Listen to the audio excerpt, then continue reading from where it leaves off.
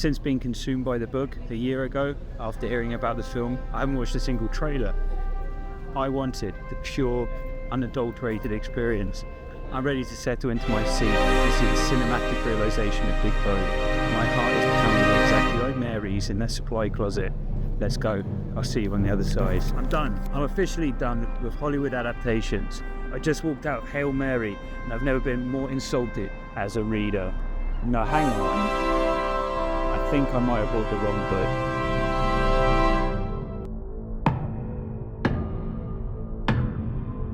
book. Okay, fine. Obviously I know I read the wrong book. I'm an idiot. Haha, smash the like button for my illiteracy.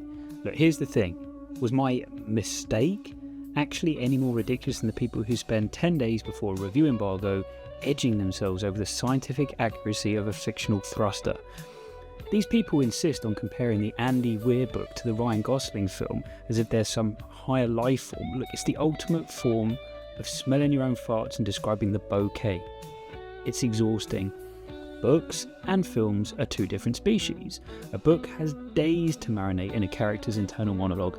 A film has 2 hours and a sweaty Ryan Gosling. God help you if you use voiceover in your work, my friends. God help you. It's flaccid, sloppy writing. And that's the hardest thing that the film has to do, is take all of that internal monologue, the scientific calculations that Ryland Grace goes through, and actually articulate that, present that in a way that keeps movie audiences interested for the runtime. It's a nearly 3-hour film. Anyway, let me join the club and smell my own farts for a minute. As a movie, Project Hail Mary is good. It's a solid B+. But to start calling this genre-defining or a masterpiece is dangerous. It's a popcorn flick with a calculator, and it's missing the one thing the Andy Weir novel actually managed to pull off: anchoring. In the book, there was a weight to the isolation. Under that quirky direction of Lord and Miller, the watchful sanitizing eye of the Amazon machine, it feels about as dangerous as a tech startup's office launch party. Ridley Scott directed the previous Andy Weir adaptation, The Martian, and he gave his prose a heartbeat and some grit and grime. This new version feels like it was filmed inside an IKEA showroom for the apocalypse. It's too safe. It's a movie made by people who believe the future is a series of solved problems rather than a desperate, sweating scramble for survival. Let's take a look at the hard science here. In both versions of this story, Hail Mary and Project Hail Mary were introduced to a secondary character who's quite literally hard as a rock. Amazing. In the film, that's Rocky. He's a 5-legged alien from Eridani, who is a literal geological entity. He's a hard sci-fi buddy cop designed to be turned into a plushie sold on Amazon for $24.99. He speaks in musical chords, and he gives us high-minded gestures like the catchphrase everyone is already putting on coffee mugs. Amazing. It's clean, it's safe, and it's focus grouped for maximum cuteness. Take a look at Abby Knox's version. We've got Beau. He's a 2-time Super Bowl winning teacher, and while he isn't an alien, the text is very clear that he's also hard as a rock. In the Knox book, we get the real hard science.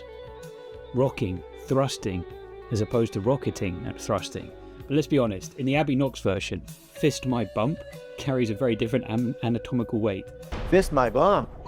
No, it's fist bump. It's not the same. One involves a musical alien, the other involves a level of friction that would probably melt the hull of a spacecraft. Look, in the film, everything is decontamination theatre. Ryland Grace cleans up to maintain the sanctity of the mission. In the Abby Knox version, we get a scene where the lead character worries if she needs a shower as Beau kisses down her body. The movie wants a frictionless, poreless hero. Abby Knox's book reminds us that mess is what makes us human. Back to Project Hail Mary. I've got to get Beau out of my mind. Let's talk about the sheer unmitigated flood of the marketing push. We're currently living in a world where there's a Lego icon set for a film that isn't even out yet. Lord and Miller used every ounce of their Lego movie clout to get this set fast-tracked. It's the ultimate cart before the horse move. But look at the maths. This movie has to make nearly $750 million to be a hit. And the comparable film, The Martian, only made $630 million. And that was anchored by Matt Damon. What happens when the public decides they don't want a 3-hour lecture on orbital mechanics from Ryan Gosling? Is Lego going to have to rebrand it as the Lego Flop range? The saddest part, for me though, is that we're treating a 4 out of 5 movie as a masterpiece because we're living in the scorched earth aftermath of the MCU. We're so starved for a coherent standalone story that when a movie comes along with a beginning, a middle and an end, we lose our minds. We're heralding it as a revolution just because it isn't setting up a franchise or featuring a post-credit sting hinting that holy butt-fucking Wolverine is back.